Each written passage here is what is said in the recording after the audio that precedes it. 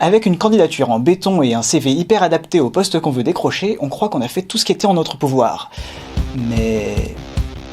Ceci est le dernier des 7 épisodes de Oops dédiés au CV, et celui-ci ne parle pas de CV, mais d'e-réputation. J'ai donc fait appel à Rémi, qui termine bientôt son service civique au sein de la mission locale en médiation numérique. Bonjour Rémi. Bonjour. Il y a quelque chose que 90% des recruteurs font lorsqu'ils reçoivent une candidature. Allez checker l'ami Google pour voir ce qu'il a à dire sur le candidat. Et des fois... Mais t'es pas net, non?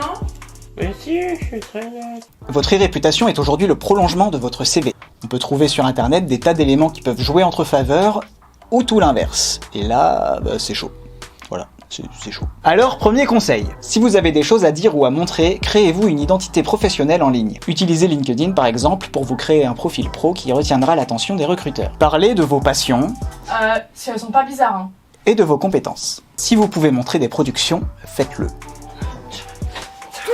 Mais si vous n'avez pas le temps ou pas grand chose à raconter, le recruteur risque de se rabattre sur vos comptes perso quand il va vous chercher. C'est pas fini?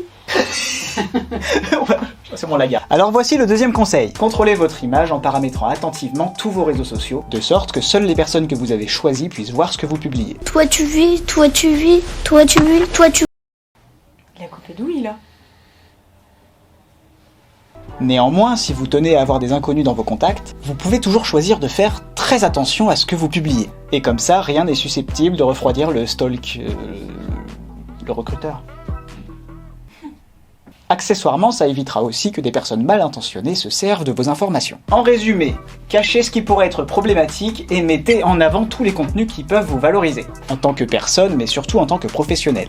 Par exemple, animer un blog ou une chaîne YouTube en rapport plus ou moins direct avec le métier qu'on vise, c'est plutôt bien vu. Vous pouvez même utiliser des réseaux sociaux grand public comme Instagram pour poster vos productions ou tout contenu valorisant.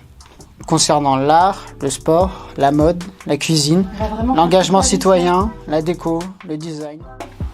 J'en profite pour vous inciter, si vous êtes inscrit à Pôle emploi, à bien remplir votre profil de compétences et votre CV, pour les rendre visibles dans la CV Tech utilisée par les employeurs. Ça peut toujours servir.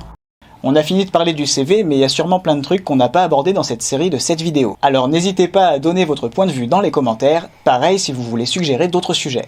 Ou des verbes, ou des compléments. Non. Non. Simple rappel avant de conclure, si vous avez entre 16 et 25 ans et que vous n'êtes pas scolarisé, vous avez le droit de vous inscrire à la mission locale pour être accompagné gratuitement dans toutes vos démarches. Ça peut aller de l'orientation à l'emploi en passant par plein d'autres choses. Sur ce, je vous dis à bientôt et bonne démarche. D'escalier.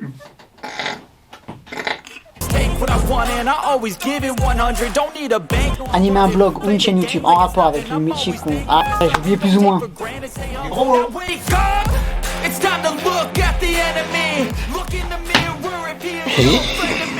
Allez checker l'ami Google. Allez checker l'ami Google. À dire ou à montrer, créez-vous une identité. Je vous déteste.